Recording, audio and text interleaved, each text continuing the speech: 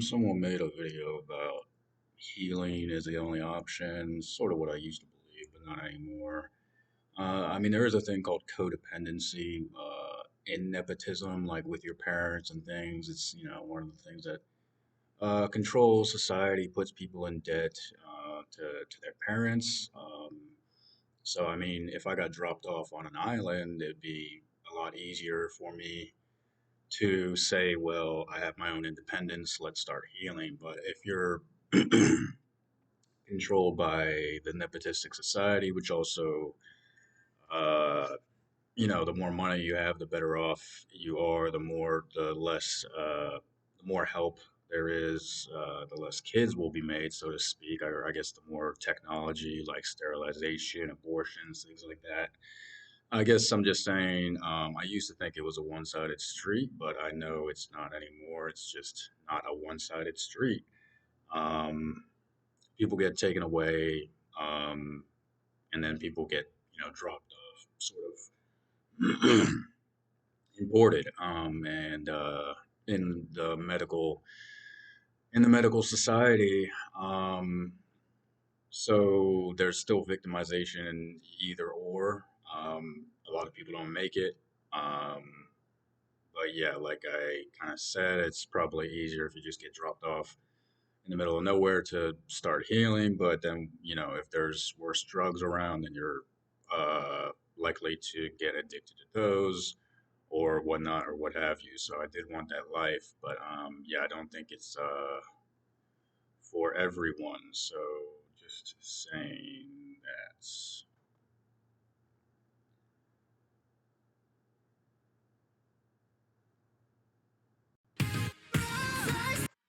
This whole binomial thing is one of the things that was, I'd say, instituted by Newton, and Newton. So you could say Newton is a binomialist. From statisticshowto.com. And above that, I mean, if you're talking about binomial numbers, it means that yeah, I mean, you can kind of get the idea. Even if I look it up, um,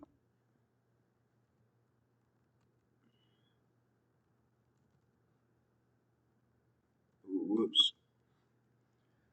Okay, what was that? Shopping. I was shopping. So a binomial number is an algebraic expression of the sum of the difference of two terms.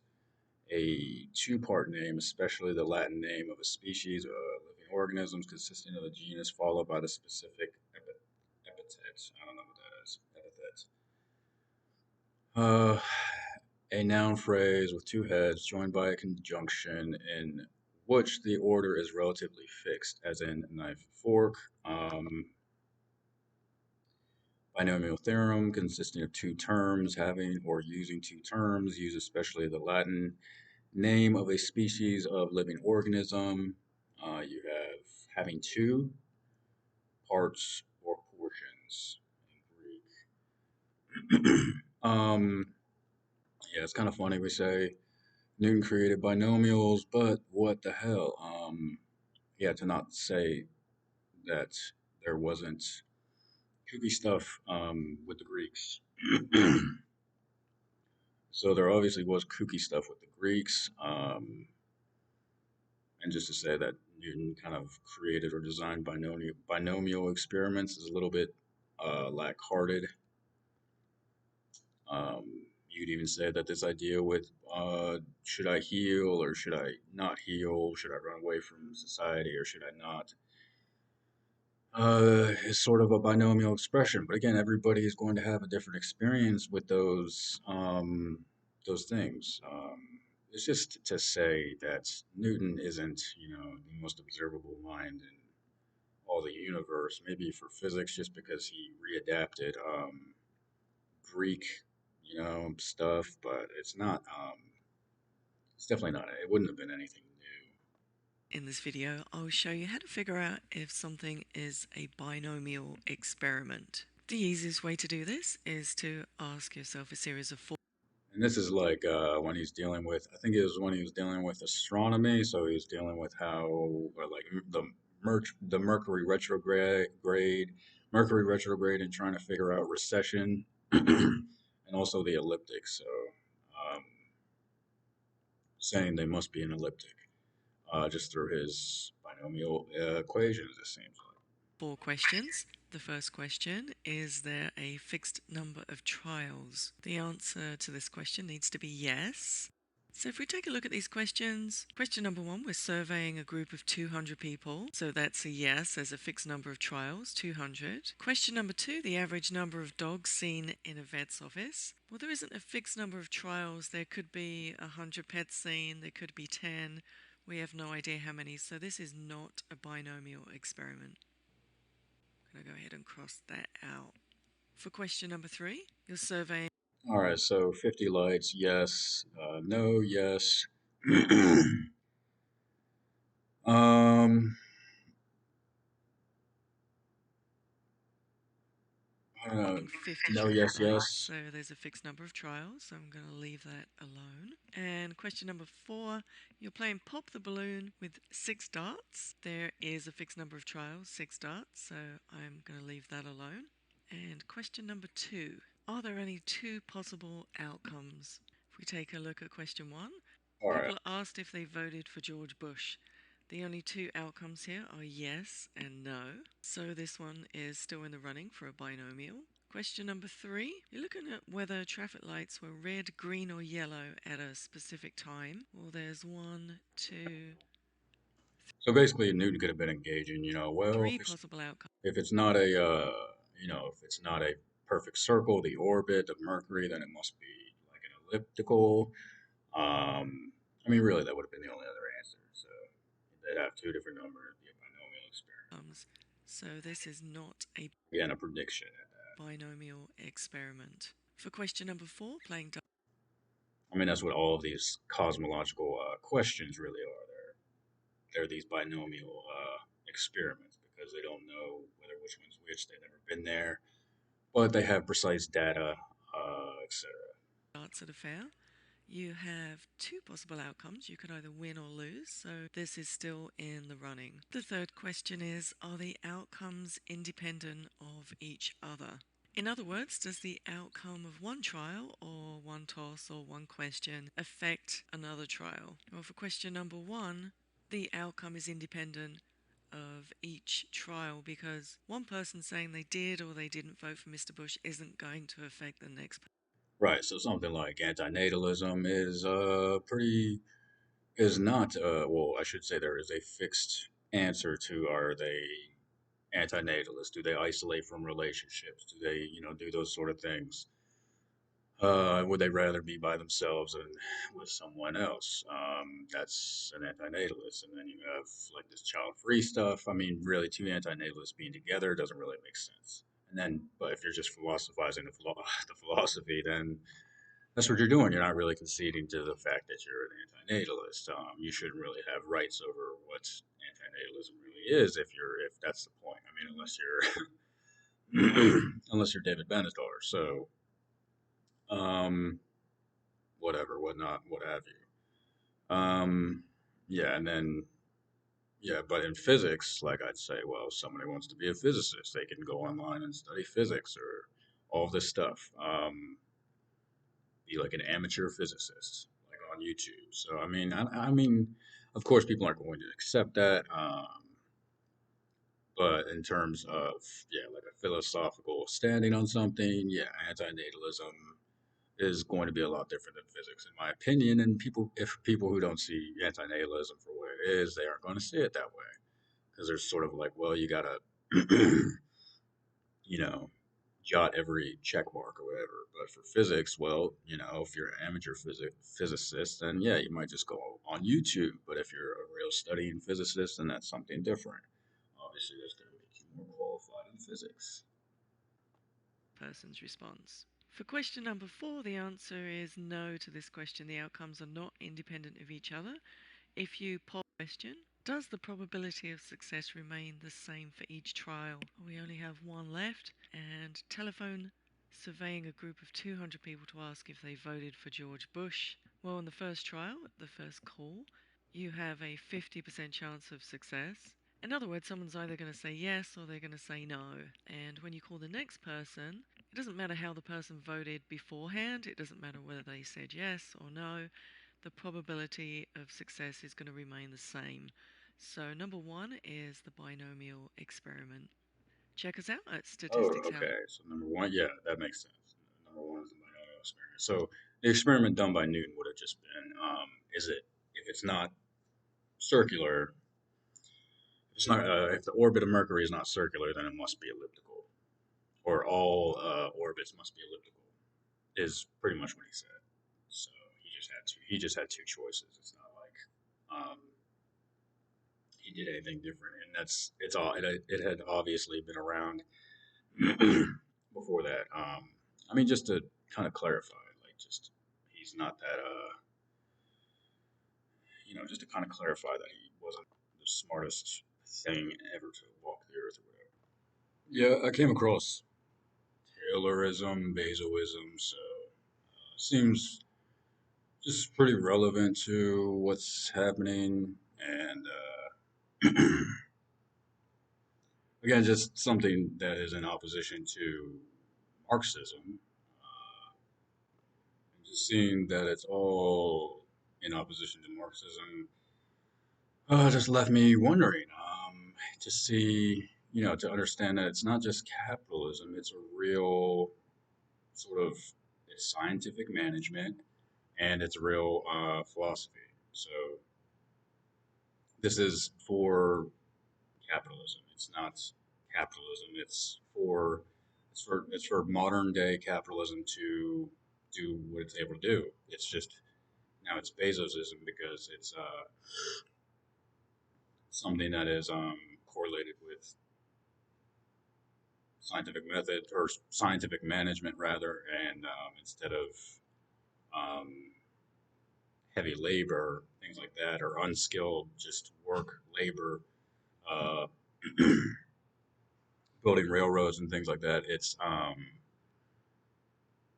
just transporting products, all this stuff, importation, and then export it to delivery, and it's quite insane.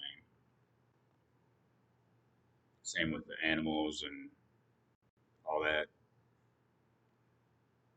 With you know, that's what like factory farming pretty much is. I'd say, in my opinion.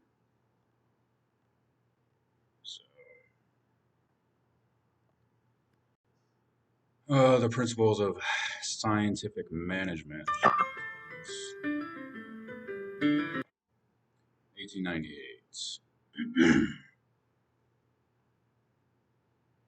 So this is right before. This would be right before scientific management took over. So right after slavery, right before Darwinism and uh, quantum mechanics. So Patrick and Jimmy. Again, I'm arguing for physics and all that. I am arguing that Newton may not have been a quantum mechanist, but he was definitely a mathematician. He definitely took stuff from the Greeks, and it's all just been one long line of that stuff. Again, um, any sort of understanding the universe and everything. I mean, diving into subatomics just leaves no room for anything else other than quantum mechanics. So, I mean, you're practicing quantum mechanics if you're in the art of subatomics, and that's just quite obvious. So, yeah. Anyway, Patrick and Jimmy are shovelers. What are they doing? Okay, it's steel works. They suck at their jobs. This is Taylor, I suppose. No, that's the manager. But their boss had an idea. Using the principles of scientific management, all workers would receive specialized training, state of the art equipment, and specific tasks. Workers receive higher wages for their work. Again, the inflation of money. Again, inflation of money does cause the rich to get richer and the poor to get poorer. You have more importation, more global exportation, or in this case, national exportation. And so this is the beginning of the oil boom. And yeah, it's just if there's more production, that means there's more money being paid for the production. Um, that means you're basically, you have to combine your company with the other company, and the exportation is right side by side with the importation. So you have growth of the company there, and the company, that's how the company would get richer. And then you still have, I mean, even if there is a marginal wage boost, the boss, the CEO, the senior executive is still going to get paid more than everybody. I mean, their pay raise is still going to be more than everybody else's pay raise. So that's how I would say inflation works.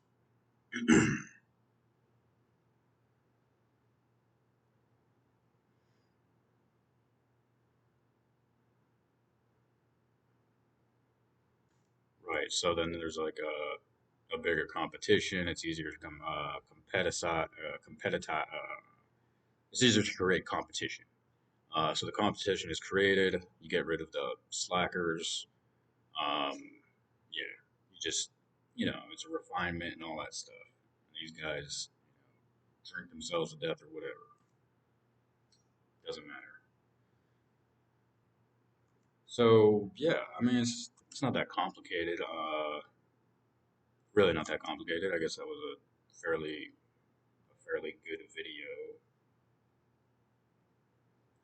I'd say. I mean, yeah, Taylorism just doesn't seem like anything I'd want to be a part of. I mean, so you're just asking for it at this point. Like if you're into the whole, even if you're into healing and all this stuff, you're just asking for this way. The pseudoscientific agenda or the holistic health agenda is very consumerist based and is based it's based on the idea that the consumer is going to be very wealthy. They're going to have a lot of money. It's just something that is quite obvious. I mean, 1 in a million people, uh, really make it to wealthy status, and it's those types of people who are going to be the customers of holistic health, the healing, and all that stuff. Because yeah, it does take time to build something like this, to build an opposition to the Federal Drug Administration, and that's what it is. I mean, people can eat healthy and all that stuff, but it's never going to be enough, and they still have the industry either way. So the industry is sort of a Taylorism. It is in opposition to Marxism, and I mean that's just the reality. I mean, it's just the reality. So, all right, I'll just go through these slides and maybe one more video, but yeah, I just I mean,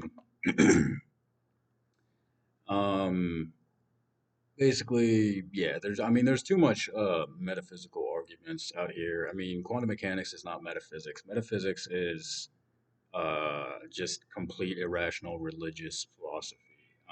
In my mind, in my understanding, it's never been anything else. Like as such, is this sort of quantum mechanical universe that people perceive as doing something like the universe is doing something for them. It's sort of like that elucidatory.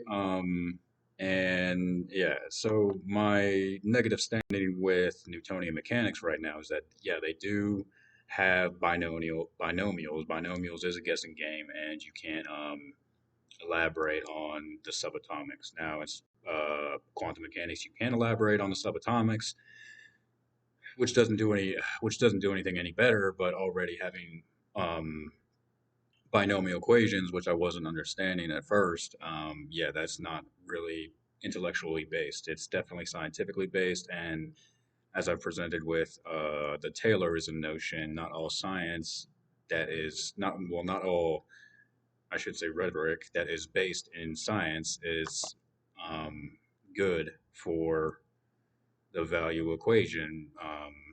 to one's understanding. Again, it is not the result of scientific research that ennobles humans and enriches their nature, but the struggle to understand while performing creative and open-minded intellectual work. That's fair enough. I mean, it is fair enough. It's just these gadgets and equations really they don't really have much standing in our universe. So I mean, but it's the people that who would understand quantum mechanics to be spiritual, they would still understand Newtonian mechanics to be spiritual. Or sorry, they wouldn't understand Newtonian mechanics to be spiritual. They'd be like, Newton, no, Newton was like 100% correct. Newton was 100% accurate. No, Newton wasn't really 100% anything. I'm just saying still he still presented his work. His work was still presented through things like the Greeks had 1600 years before his time. He still used many equations from sort of this philosophical standing in science, which really has no, philosophical standing. It really is technically, you could say metaphysical because it's one to the universe is one to help propel or whatever. This is just some distribution of the universe is a distribution of mankind. Mankind isn't a distribution of uh, the universe. Okay, like we're talking about the universe, we're skepulating the universe, yeah, skepticizing the universe. So how does that not make us sort of the lead components in the universe? So it doesn't make sense for it to be the other way around. If you understand the universe as a death machine and all that, if you understand the universe as evolution, you understand the universe as evolution on Earth. Earth had an evolution that enabled us to understand evolution. Um,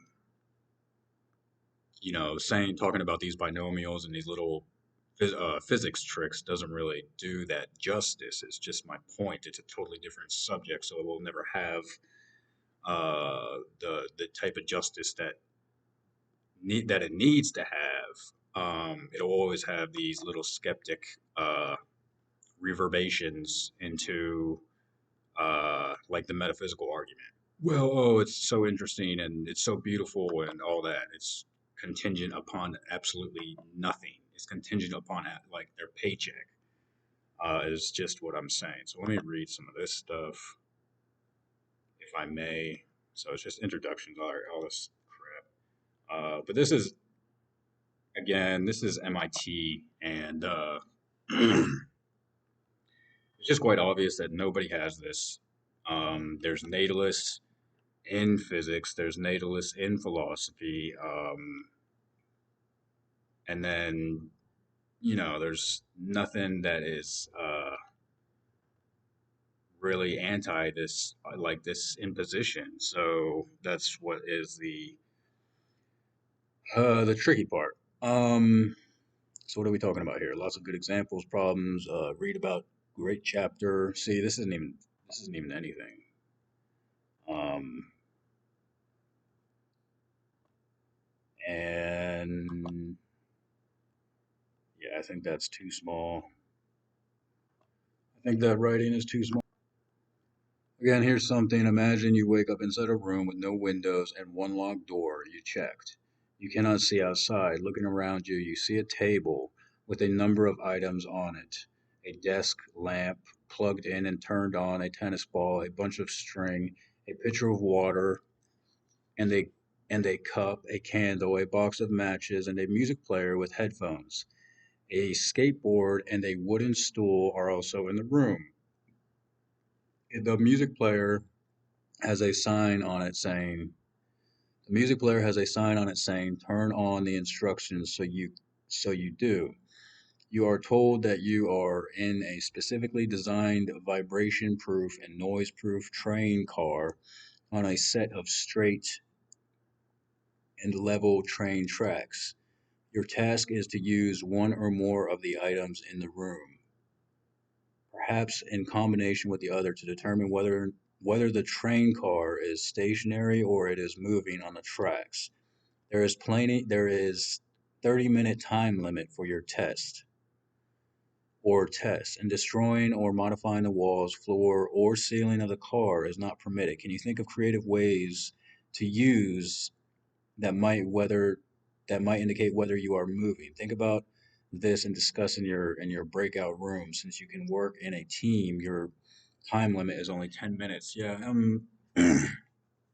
I mean, this is sort of like the obviously the special relativity argument because like general relativity, yeah, you have like what, a train, you're not able to like move a train or something. Um,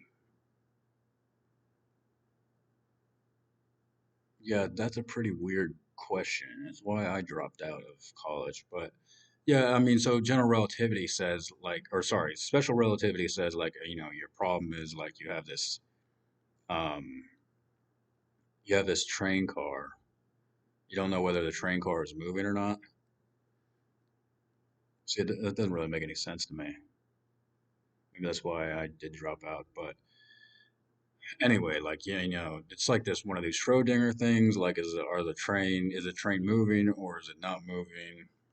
That's like your special relativity argument, and then your general relativity argument is like all these different applications that you use to be able to understand whether or not that there is movement or not in the universe. Like that you understand that there's movement in the universe. Like, see, that's why I don't like skepticizing about this Einstein stuff because this Einsteinian stuff really is in a sense a thought experiment. I mean, I can't describe it any better than it's just many worlds. It's just Schrodinger, and the choice is yours to decide whether or not that it's moving, that whether or not it's dead or alive. Like dark matter people would obviously decide that no, the E equals mc squared means that the universe is not moving. Many worlds people would decide what E equals mc squared means that it is moving. And it's sort of like that, like it's just like that opaque. There's no transparency in that work. It is like that's full on quantum mechanics. So yeah, I mean, if I could like see a picture of this equation, maybe that'd be better. I read a bit of this. I mean, I speed read all of this. But it just gets to the point that, yeah, current applications are now these 3 to 4 vector calculus simulations. My gripe is that they just don't admit to what they're writing and all that, and they're just a fraternity league. I mean, it's kind of insane. I don't really disagree. I don't really disagree with just the imagination of the problems and all that. I mean, I am considering that Newtonian mechanics was just as sort of involved in this as anything else. In in in part that Newtonian mechanics did have at least a one vector field. You could say that Leibnizian mathematics, when those came along, those had like the 2 vector fields. And then, yeah, when you introduce anything above that, Maxwell, or there was a lot of Lagrange and Hamilton and all that, the Ampere, kinematics and all that stuff, the 3 and 4 vector equations. I mean, what's the difference? There's no difference.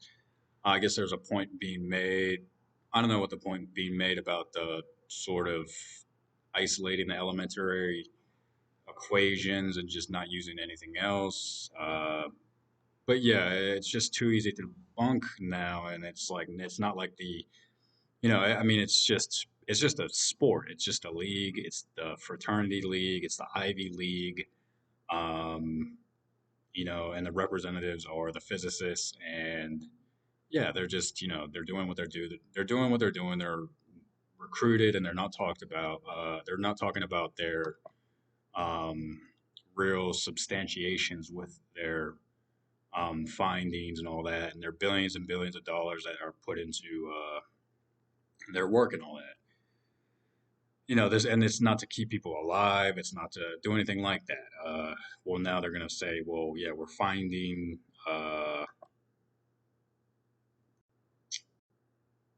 we're finding asteroids. We're helping, to control the asteroid, uh, all that. But yeah, it's nothing like. Of course, it's never anything relevant to, you know. It seems to be always pro-Trinitarian. If anything, it just always seems to be pro-Trinitarian. Blah blah blah.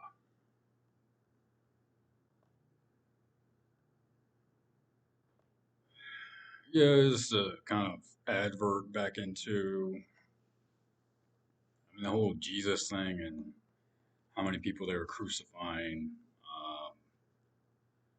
Actually before Jesus and all that. They could have been crucifying people for up to 33 years before. Uh, they actually kind of uh, whatever transitioned into Catholicism. So I don't. I mean, and then the Greeks just being insane sadists and all that. But anyway, we talked about the size of. this was a little interesting, just in terms of, yeah, there's a lot going on here. With the, well, you can fit you know, as many atoms into one mole that you can hold in your hand, 100 mole that you can hold in your hand, from here to Pluto and back.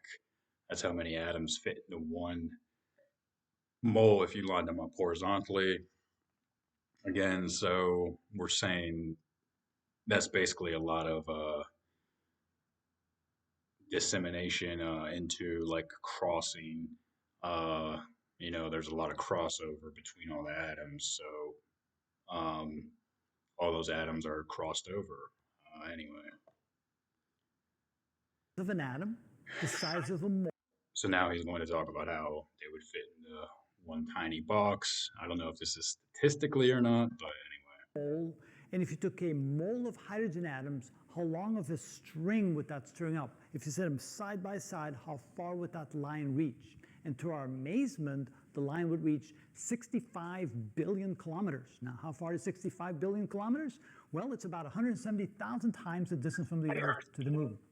Another way of looking at how far 65 billion kilometers is based on the speed of light. Now, the speed of light